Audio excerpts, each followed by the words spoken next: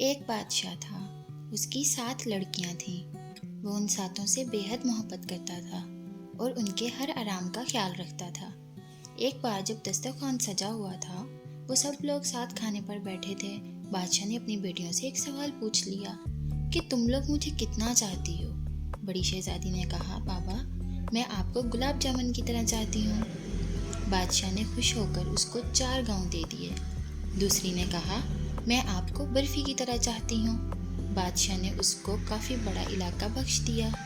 تیسری لڑکی نے کہا، میں آپ کو امرتی کی طرح چاہتی ہوں۔ اس کو بھی بادشاہ نے بہت زمین جائیداد دے دی۔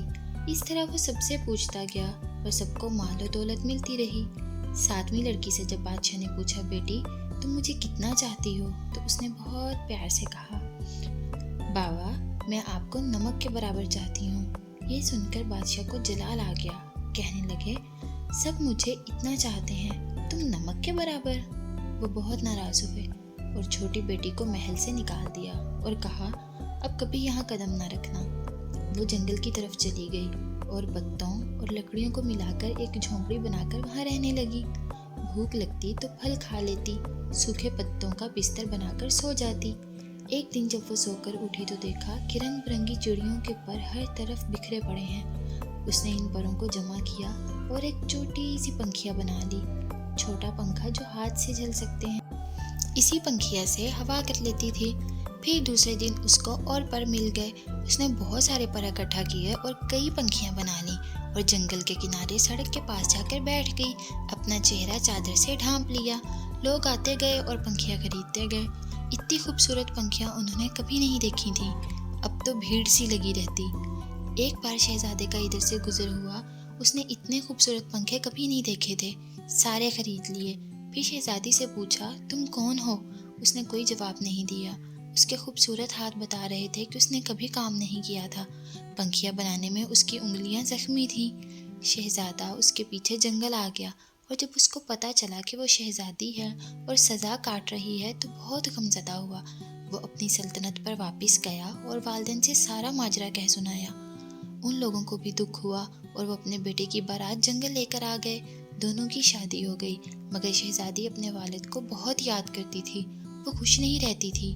ایک دن اس نے شہزادے سے کہا کہ وہ اپنے والدین کی دعوت کرنا چاہتی ہے اور ان سے ملنا چاہتی ہے۔ شہزادے نے زبردست دعوت کا انتظام کیا اور بادشاہ کو دعوت دی۔ شہزادی نے کہا، سارا انتظام آپ دیکھیے، مگر اپنے والدین اور بہنوں کے لیے کھانا میں خود تیار کروں گی۔ سارے مہمان آ گئے، کئی دسترخوان ایک ساتھ لگے اور بادشاہ اور شہزادیوں کے لیے اندر انتظام کیا گیا۔ وہ جب کھانا کھانے بیٹھے تو ان کی بیٹی سامنے آ کر بیٹھ گئی۔ اس نے نقاب پہن رکھا تھا۔ جب بادشاہ نے پہلا نوالا لیا تو کھانے میں نمک نہیں تھا۔ دوسری ڈش نکالی، وہ بھی بغیر نمک کی تھی۔ تب ان کو بہت غصہ آیا کہ مجھے بلا کر یوں بغیر نمک کا کھانا کھلایا گیا۔ تب چھوٹی شہزادی نے اپنی نقاب ہٹائی اور کہا، بابا میں آپ کو نمک کے برابر چاہتی ہوں، یہی کہا تھا میں نے، نمک کے بغیر کسی چیز میں لذت نہیں ہوتی۔ بادشاہ چونک اٹھا، پھر اس نے آگے بڑھ کر بیٹی کو گلے لگا لیا اور اس کی آنکھیں بھر آئیں۔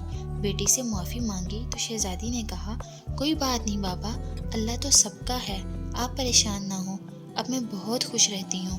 بہنوں نے بھی معافی مانگی اور گلے لگایا اور شہزادی نے سب کو کھلے دل سے معاف کر دیا، مگر ان سب کو احساس دلا دیا کہ وہ غلطی پر تھے۔ اگر آپ کو یہ کہانی پسند آئی ہے تو اس ویڈیو کو دوسروں کے ساتھ شیئر کریں، چینل کو سبسکرائب کریں